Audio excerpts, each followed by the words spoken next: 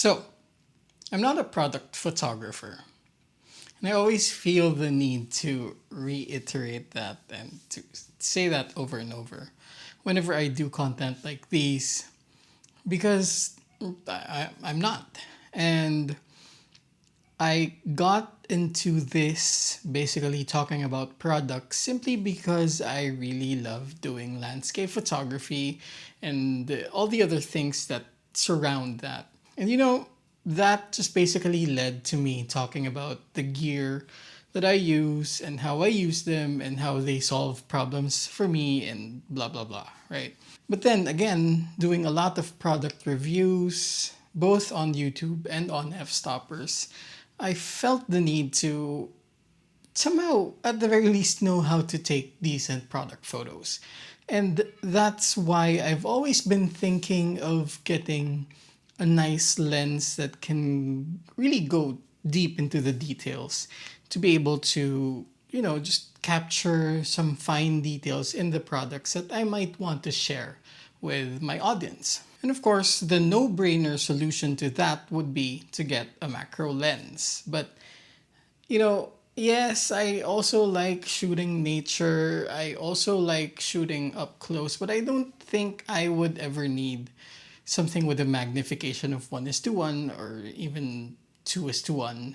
So I've always kind of held back on that. Then on the other hand, I think most photographers are prioritizing this now.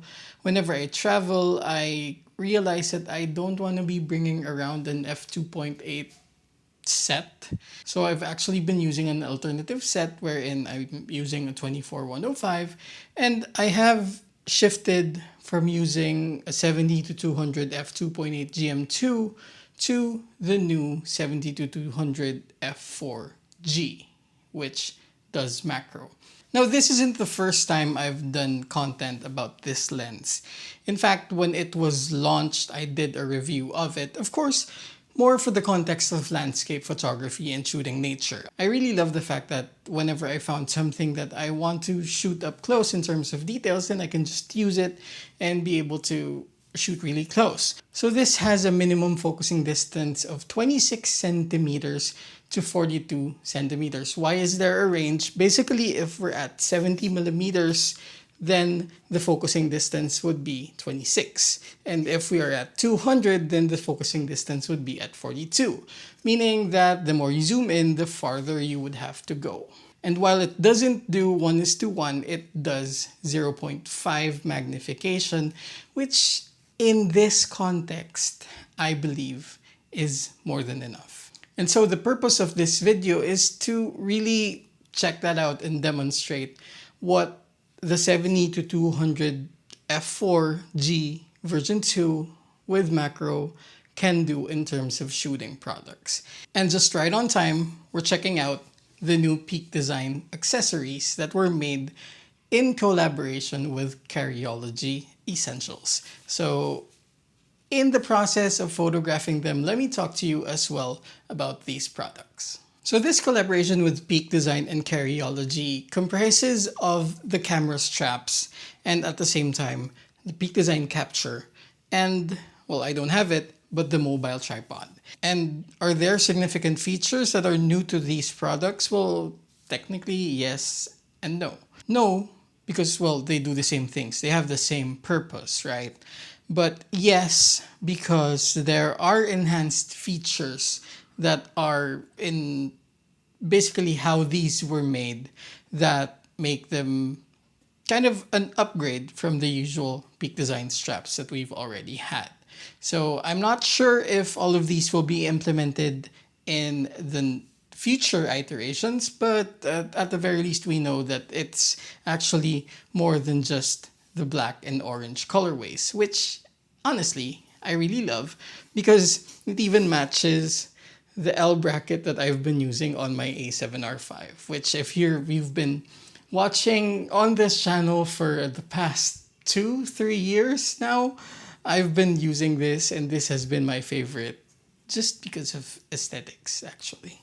Now for transparency, this is not the only lens I would use for product photos. For example, if I were to shoot a flat lay of these, then I would also shoot with something wider because you don't need to go deep into the details for all of those shots. Of course, if you're shooting wider, if you're shooting all of them collectively, then you don't need to be that close to the products. So I'm actually already done with that part of the shoot. Simply, I used a 50mm f1.4, which I am also using to record this video. Now, what I'm gonna do for this shoot is basically just dig into the details of each of the products and at the same time kind of showcase the features that I like about these, at the very least aesthetically. But yeah, what you probably won't see in the photos, and you're only gonna be able to really test that out if you, I don't know, try to slash the straps, but these are made with ultra high molecular weight polyethylene, which basically just means that it's even more durable and it's even more resistant to tearing or cutting, which can protect you from accidents or it could protect you from theft. Beyond that, well, what makes these limited edition products limited edition is, of course, the black and orange colorway. And well, I guess that's what we're gonna focus on first for this shoot. We're gonna first shoot the Peak Design slide, and I'm gonna just basically show you guys my favorite aesthetic features of it. Then we're gonna do the cuff, and then we're gonna do the capture. Now the first thing I will do is actually change my light. I'm gonna turn off my main light right here, the Pavo Slim 120C, and then switch on the Pavo Tube 15X. And the reason why I'm doing this is basically because I want the light to be a little bit harder, and at the same time I want to be able to reposition the light. So what I'm gonna do is just put it right here on the desk, just like that. And now what that's gonna do is also create some shadows, make it a little bit more moody, and at the same time just give it a bit more depth. So again, we're starting with the Peak Design slide, and of course the orange accent for this one would have to be on the locks. So here's what we're gonna do. So I noticed that it's still a little bit darker because I'm shooting at f4. We're gonna turn that up to about 80%. Okay, very easily we're able to make a simple composition and focus on it. Now on top of that, one detail I'd like to focus on would be this one right here. The texture that we have on the kind of more rigid part of the strap, I think deserves some attention. There. Now what we'll do is try and include both locks into one shot.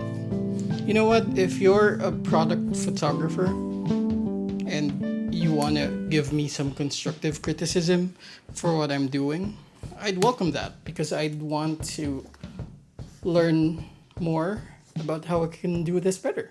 Okay, so now the next thing that I want to focus on is the cuff. And two things I want to show here. Number one is the orange accent on this, and also the Carryology X Peak Design logos that we have here. What I love about this is that I can underexpose because basically the metal thing is shining. So I can underexpose and basically hide some more details in the shadows and make it a bit more minimalist. Now, more importantly, we have this part. Now, I think what's a little bit hard to do is to get both of the logos in the same frame because there is a fold here for where the magnet is embedded in. Let's try to see what we can do at 70mm, focusing very close for the minimum focusing distance. Now when it comes to the capture, well, the whole thing is orange. I love that. But the detail that I would want to focus on would be the screws right here and at the same time the logos right here. Now the real reason why, and pardon my lighting, the real reason why I wanted to shoot this up close is because of this favorite detail of mine on the capture clip. And this detail, it can also be found on the mobile tripod if you want to check that out. But yes, it is the design on the back of the capture clip. It's called the Oxyco pattern, which is kind of a signature of Carryology essentials.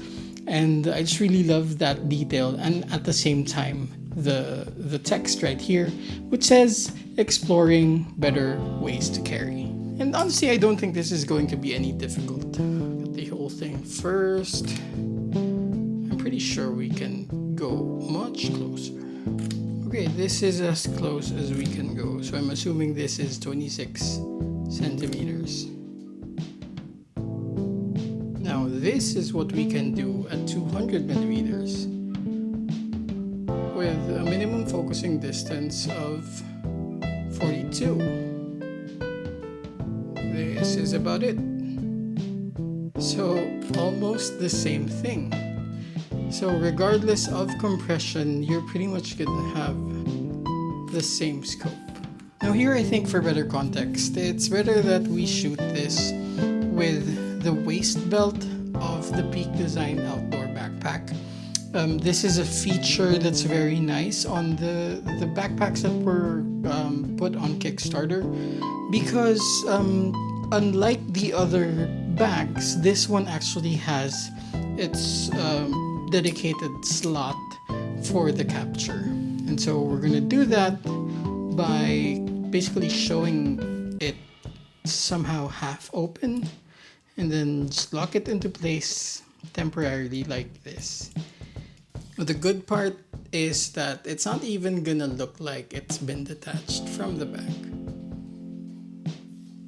And so, yes, there we go. That's basically, I think that's going to be my mainstay configuration for shooting products.